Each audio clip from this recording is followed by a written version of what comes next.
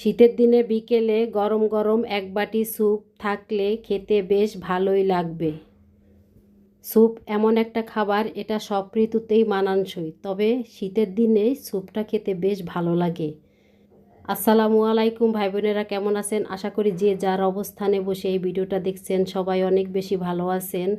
তা আজকে আমি স্যুপের রেসিপি নিয়ে আসলাম। তা স্যুপটা তৈরি করার জন্য এখানে আমি সয়াবিন তেল দিয়ে দিলাম। আপনারা চাইলে এখানে বাটারটা ব্যবহার করতে পারেন। তা আমার হাতের কাছে ছিল না, তাই আমি সয়াবিন তেল দিয়েই স্যুপটা রান্না করতেছি। তা মুরগির মাংসটা দিয়ে দিলাম। মুরগির মাংসটা তেলের সাথে ভালো করে ভেজে নিব। তা আমি এই স্যুপটা আজকে কিভাবে রান্না করি দেখার জন্য পুরো ভিডিও জুড়েই আমার সাথে থাকবেন আশা করি। তা মুরগির মাংসটাকে আমি 2-3 মিনিট ভেজে নিয়েছি। এই পর্যায়ে এসে দিয়ে দিলাম 2 কোয়া রসুন কিমা করে। তা রসুনটাকে আমি হালকা ভেজে নিয়েছি। এই পর্যায়ে এসে দিয়ে দিব এখন আদা বাটা, আর 1 চামচের 4 ভাগের 1 ভাগ দিয়ে দিলাম আবার রসুন বাটা। তা এই মশলাটাকে আমি ভালো করে একদম ভেজে নিব তেলের সাথে সাথে মুরগির মাংসটাকেও ভেজে নিব, যাতে করে মশলার সাথে কোনো কাঁচা গন্ধটা না থাকে। আমি ভালো করে নেড়ে চেড়ে মুরগির মাংসটাকে ভেজে নিচ্ছি। তাই এখানে আমি 3-4 মিনিটের মতন এই মুরগির মাংসটাকে আমি ভেজে নিয়েছি। তা মুরগির মাংসটা ভাজা হয়ে গেছে, এখন আমি দিয়ে দিব পরিমাণ মতন পানি স্যুপের জন্য। এখন দিয়ে দিব আমি 2 চামচ পরিমাণ পেঁয়াজ বাটা আর গ্রেট করা একটা ছোট টমেটো। ছোট্ট একটা লাইক দিয়ে পুরো ভিডিওটাই দেখবেন আশা করি। স্বাদ মতন লবণ।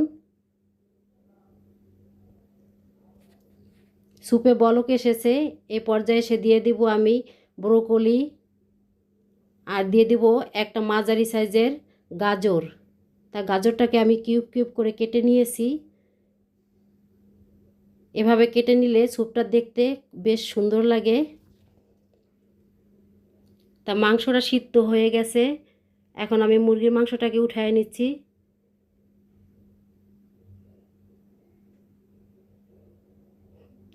তা মুরগির মাংসটা ঠান্ডা হয়ে গেলে আমি কাঁটা চামচের সাহায্যে মুরগির মাংসটাকে ঝুরা ঝুরা করে দিয়ে দিব পরে।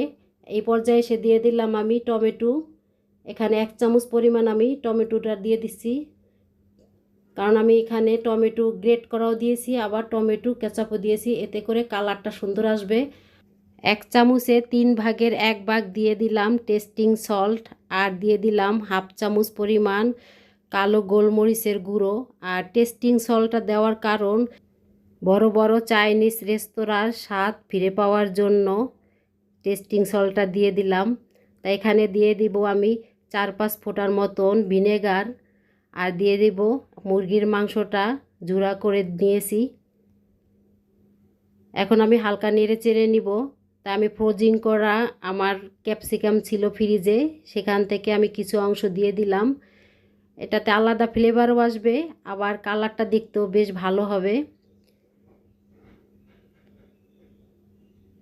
একটা ডিম ফেটে নিয়েছি, সেই ডিমটা এখন দিয়ে দিব। তা আমি 1 হাত দিয়ে নেড়ে চেড়ে নিচ্ছি, আর 1 হাত দিয়ে ডিমটা দিয়ে দিছি, এতে করে ডিমটা একসাথে দলা বেঁধে যাবে না, স্যুপের সাথে মিশে যাবে। তা আমি চামচ দিয়ে ভালো করে নেড়ে চেড়ে নিচ্ছি। তা এই পর্যায়ে এসে দিয়ে দিলাম আমি 1 টেবিল চামচের মতন চিনি, কারণ চিনি না দিলে স্যুপের আসল স্বাদ পাওয়াই যাবে না। আর আমি মনে করি যে কোনো খাবারেই চিনিটা দিলে স্বাদটা দ্বিগুণ বেড়ে যায়। তো এখানে 3 চামচ পরিমাণ আমি কর্নফ্লাওয়ার পানি দিয়ে গুলে নিয়েছি, সেটা দিয়ে দিলাম। তা আমি 1 হাত দিয়ে নেড়ে নিচ্ছি, আর 1 হাত দিয়ে কর্নফ্লাওয়ারটা দিয়ে দিছি, এতে করে ভালো করে মিশে যায়। আর 2টা কাঁচামরিচ আমি কুচি করে দিয়ে দিলাম একটা ফ্লেভার পাওয়ার জন্য, কারণ কাঁচামরিচের যে একটা ফ্লেভার, এটা স্যুপে বেশ ভালো লাগবে। তা স্যুপটা আমার রান্না কমপ্লিট। মাশাআল্লাহ, দেখতে কালারটা বেশ সুন্দর হয়েছে, খেতেও অনেক মজা হয়েছে। তা এই শীতে একবার হলো বাসায় এভাবে স্যুপ রান্না করে খেয়ে দেখবেন। ভিডিওর এই পর্যায়ে এসে যে সকল ভাই বোনেরা এখন পর্যন্ত ধৈর্য সহকারে ভিডিওটা দেখছেন কিন্তু একটা লাইক দিতে ভুলে গিয়েছেন, প্লিজ ভাই বোনেরা একটা লাইক দিয়ে দিবেন। আর আমার এই রেসিপিটি যদি ভালো লেগে থাকে তাহলে শেয়ার করে দিবেন, আর যদি বেশি ভালো লেগে থাকে তাহলে আমার পাশেই থেকে যাবেন সাবস্ক্রাইব করে। তা এভাবে নিত্য নতুন রেসিপি দেখার জন্য আমার পাশে থেকে যেতে পারেন।